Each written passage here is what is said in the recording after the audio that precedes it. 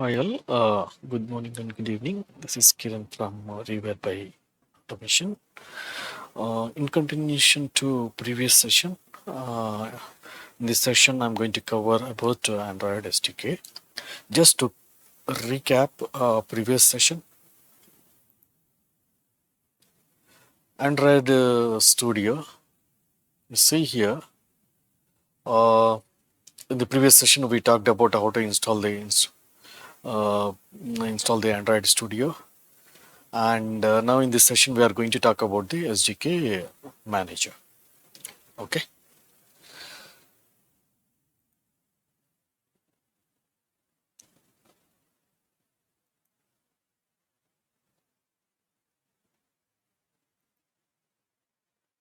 So to begin with, Android SDK. So once you install the Android Studio, it is required to install the Android SDK.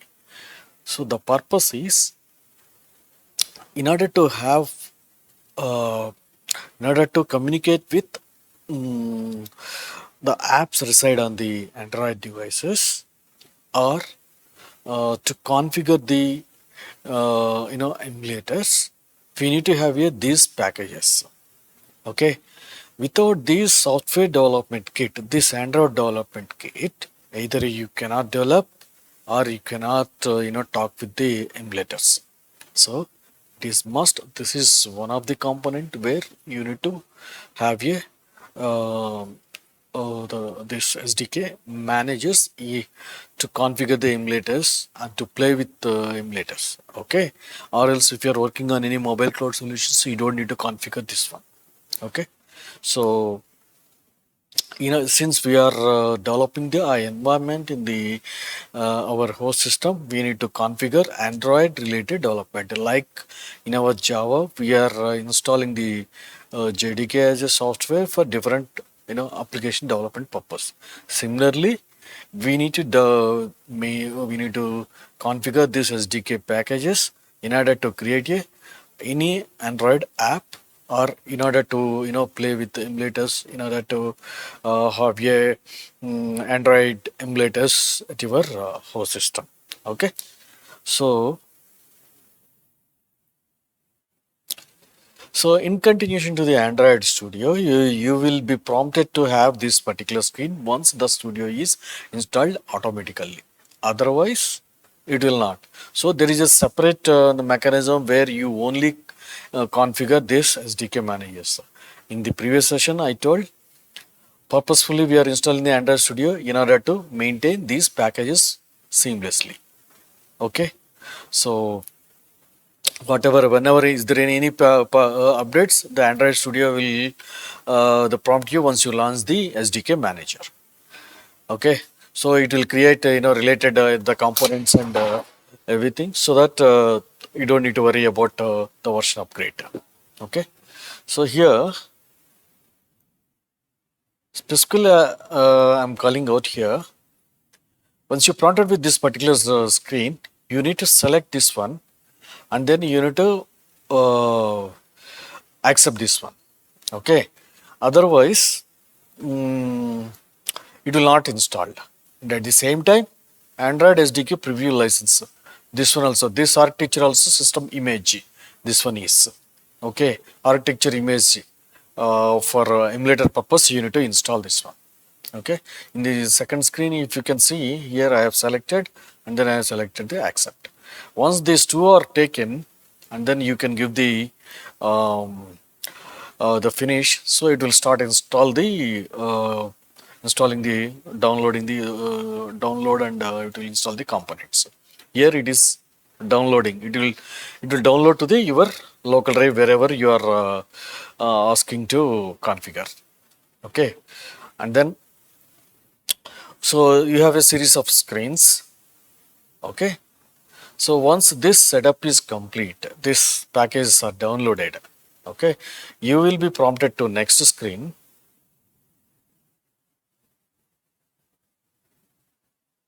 And once that is completed, you will be prompted to this screen. This is for SDK manager API installations. Okay, so now you will be prompted to this particular screen. After this one, it will ask you to, launch. You have to launch this SDK manager to understand whether the packages are installed or not. Okay. So this is the one. Okay, whatever the download packages, it will install in the Android Studio one particular folder, Android SDK something, and then it will ask you to see here. You can see not installed. Only one is it is showing it as a installed. So you have to select and to make to install.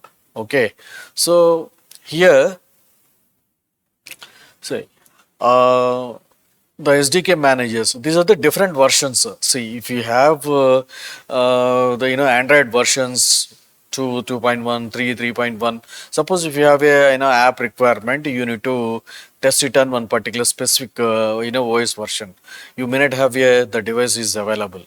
In such case, you have to come to SDK manager and you have to select this particular SDK and make allow to install that one, and then you need to create emulator using this particular SDK, and then you will be able to install that particular app.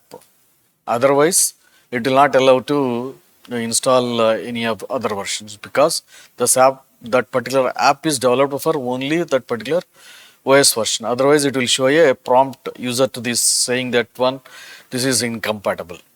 Okay, so like that. And one more caution here, only based on the requirement only you can install. Otherwise, it will occupy a lot of space, a lot of hard disk space. Okay, so since we are the practicing, so you can install latest Android SDK, latest version, whichever this software is supporting. So that is enough. Okay, so you can create multiple emulators based on that particular version itself. Okay, so once this package is selected, then it will install that particular package. So far that is only downloaded, but the moment when you select and install, and then it will show the it will install those packages. Okay, so since it consumes at least 10 to 15 minutes, so that's why I have captured the screenshots for here.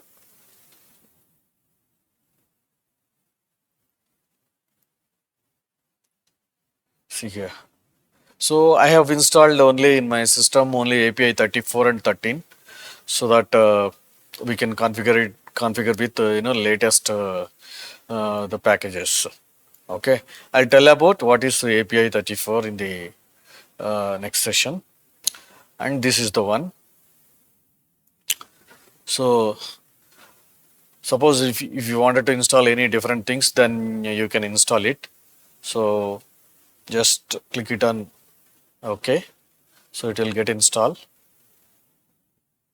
So this is about the installing the Android packages.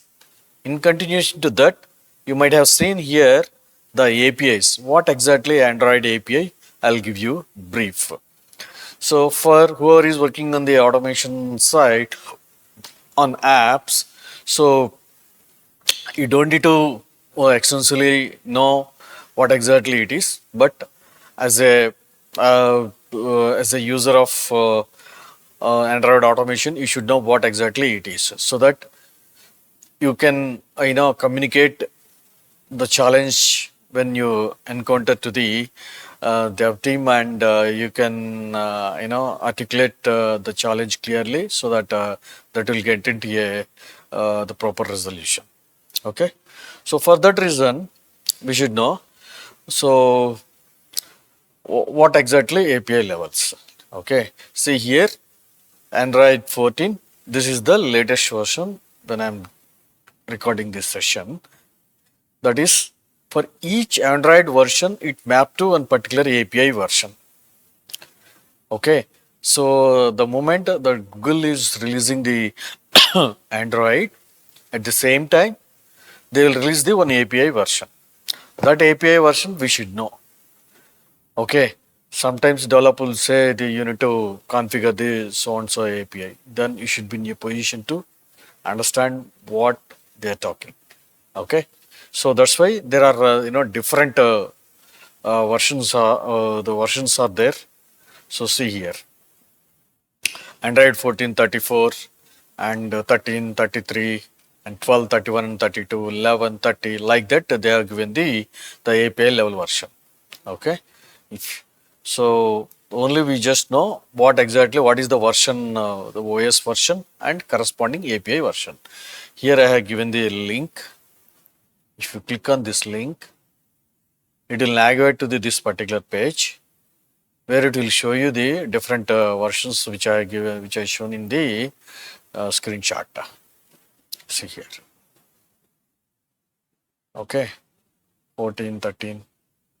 This one different. Generally, in our the practice, we deal with only latest version. Okay, so in your corporate environment, if you happen to work on any lower version which may not be available in the device side, so emulators is the right option to choose specific SDK package and API to configure the emulator, and you can test your app. Okay. So that's about Android API.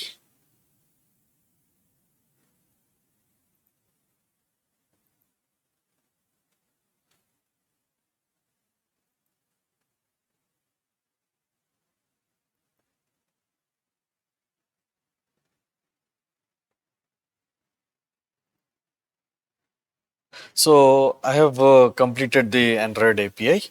Now let's talk about Android configuration. For any software, once it is installed, if it is supporting any command line utils, then we need to configure the path. Same thing I'm going to see over here.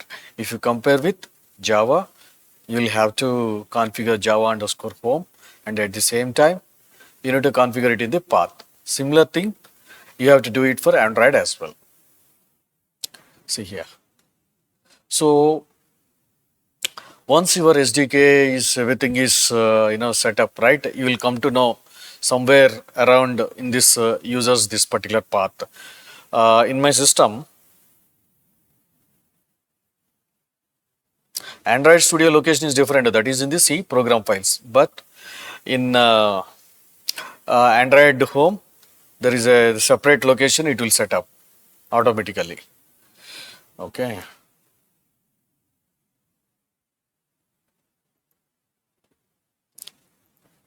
See here.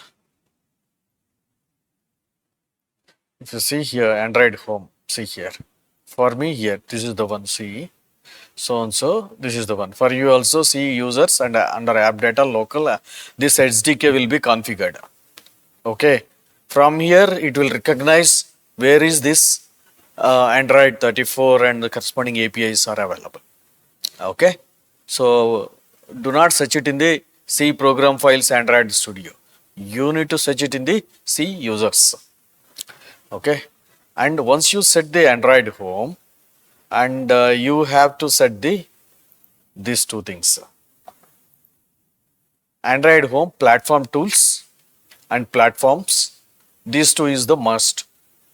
And sometimes you may require build tools, but platform tools and platforms are the mandatory. You have to set it because there is a certain utility that I'm going to explain in the next session. For that purpose, you need to set. Otherwise, the commands will not run. Android commands. Okay. So this is about the Android path configuration. So similar thing I have shown over here.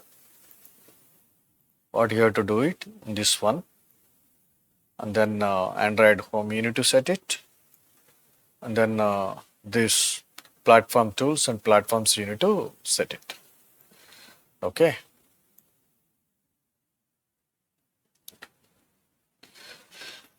Okay, team. I have completed the Android SDK, given you overview on the Android API, and given you how to configure the Android path. And these three components are must in order to run Android setup seamlessly. The OS has to talk with the emulator seamlessly. So you have to configure these three components properly. Okay. Okay. Thanks for watching this session. I'll catch you in the next session. Bye.